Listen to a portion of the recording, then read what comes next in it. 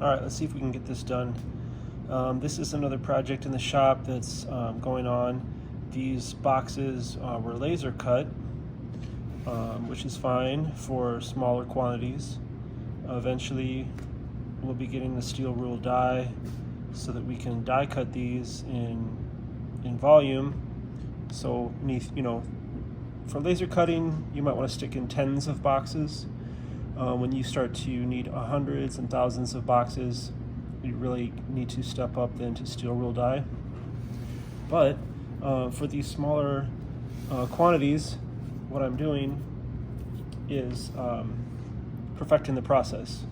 So these are gonna all still need to be glued by hand, but I do have the design set up so that it just requires one seam of glue right here, and that folds in. And so we're gonna pre-fold these boxes right now, and they'll be ready for gluing. And down the road, if we do need to make 10,000 boxes, there are more automated methods to get this done. So again, it's just kind of perfecting the process. I do like the way the boxes look, so it's a labor of love for me. And I also don't have to buy boxes anymore, and I get to have boxes that are branded for my business, so that's nice.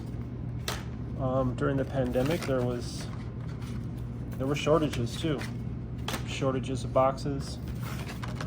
So if that ever happens again, I've got enough material here to just manufacture my own at this point. And if anyone sees the boxes, whether they're getting an order or they see this video, there's the option for developing boxes for somebody else, which is something I enjoy doing, something I'm good at. Got the laser cutter here to do that kind of prototyping. But as you can see, just kind of got to roll through these.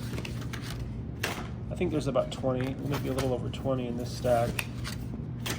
And it's just a method, it's just a matter of getting into a rhythm and getting these done.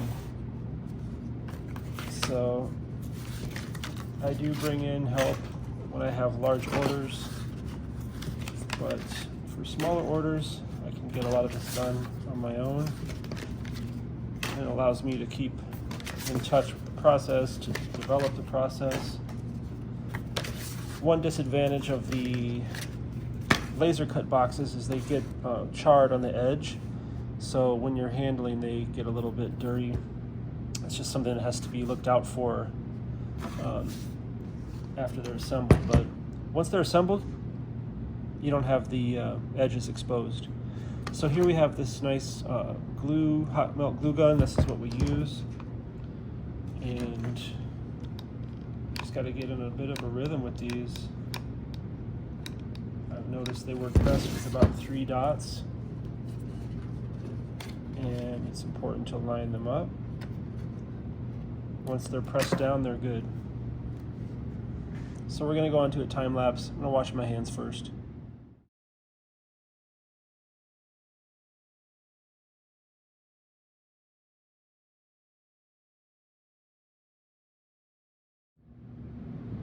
All right, so we got those boxes all glued up, and the nice thing is, once they've just sat for a minute, actually for a few seconds, they're ready to be kind of built up, so to speak.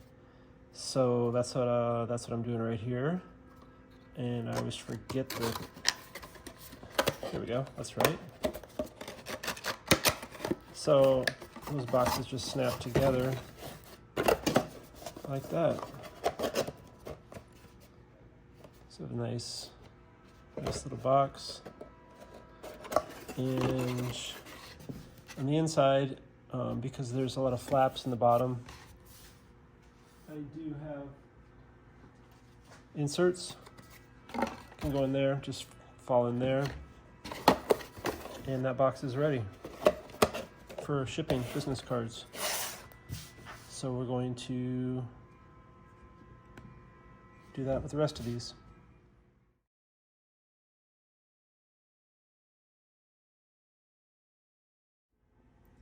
All right, so there you have it. Got the boxes made up. It is a bit of a process, but the results are nice, and we don't have to buy boxes anymore. So there you go.